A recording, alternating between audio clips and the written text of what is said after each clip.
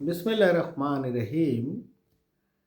আমার একটা আ প্রশ্ন হলো, যে সকল মানুষ ১৮ কোটি মানুষের জাতীয় দায়িত্ব পালন করবেন, তাদের ওই মানের জ্ঞান থাকাটা আবশ্যক। কারণ আমি যদি জাতিসংঘের মহাসচিবের দায়িত্ব পালন করতে চাই, দেখা যাচ্ছে আমার জ্ঞানটা আছে গ্রাম্য মেম্বারের হাফ। তখন ওই দায়িত্বটা পালন করতে যাওয়াটা সমীচীন নয়।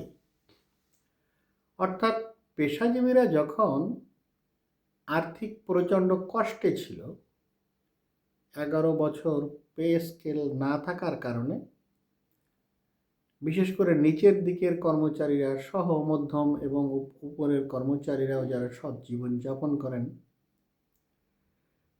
তখন এ জাতির কল্যাণের স্বার্থে মেধাবীদেরকে চাকরিতে ধরে রাখার স্বার্থে, মেধা পাচার বন্ধ করার স্বার্থে যখন অন্ধকার দেখছিলেন দারিদ্রতার সাথে, পেশাজীবীরা তখন পে কমিশন গঠন করা হলো।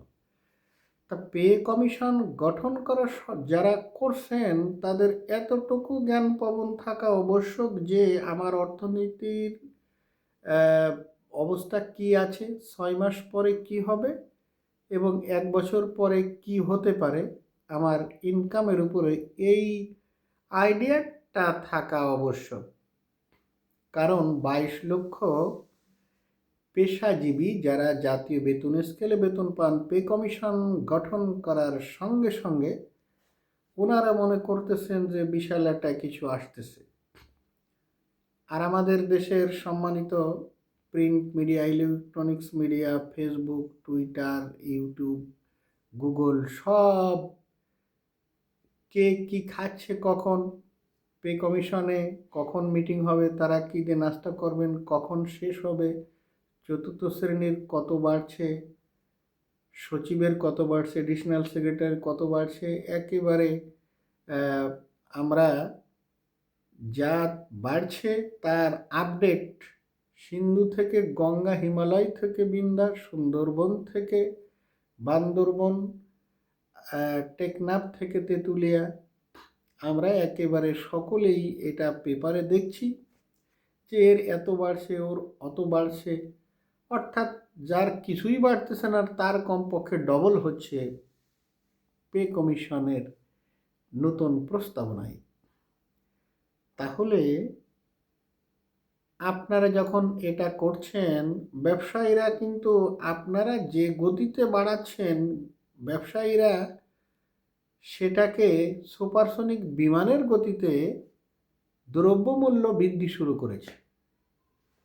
অর্থাৎ চুল কাটার থেকে শুরু করে বড় ধরনের শপিং পর্যন্ত, শিক্ষা, স্বাস্থ্য, সমগ্র ক্ষেত্রে ব্যাপক আকারে যখন শুরু হয়ে গেল দ্রব্যমূল্য বৃদ্ধি, আর পে কমিশন কাজ করতেছে, মিটিং করতেছে, আসতেছে, ও আসতেছে, অনেক পেশাজীবী চিন্তা করতেছে যার ৮,০০০ টাকা ছিল তার বেশি হচ্ছে ২০,০০০ টাকা মোট পাবে ৪৫, যার ৪৫ ছিল সে পাবে ১,০০,০০০ সামথিং। এর উপরে নির্ভর করে অনেকে আমার জানা মতো দু একজন লোন টোনও করছেন যে পে স্কেলে তো বেতন পাচ্ছি, তাহলে একটু শোধ করা হবে, অকার আকারের ব্যাপার। আর দ্রব্যমূল্য এমন আকারে বৃদ্ধি হয়েছে, পে কমিশন গঠন করার পূর্বে পে স্কেল যদি ওয়াজিব থাকে, এটা গঠন করে এটা ঘোষণা দিয়ে একটা ফিগার দাঁড় করার সাথে সাথে এটা হয়ে গেল ফরজে কিফায়ার মতো। আর পরিশেষে পে কমিশনের সুপারিশপত্র জমা দেওয়ার সাথে সাথে এটা মৌলানা সাহেবরাই ভালো জানেন, এটা ফরজে আইনের মতো ফরজ হয়ে পড়েছে, বিশেষ করে এই পেশাজীবী যিনারা আছেন তাদের জীবনযাপনকে কন্টিনিউ করার জন্য। অর্থাৎ পে কমিশন গঠন করার পূর্বে দারিদ্রতা যে আকারে ছিল এটা ৩ গুণ বৃদ্ধি হয়েছে।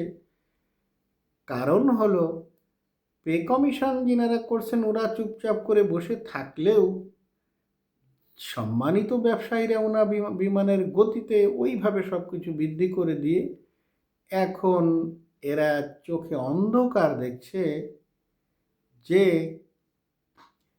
পে কমিশন গঠনের রেজাল্ট হয়ে গেল, বাস্তবায়িত হবে জানুয়ারি থেকে।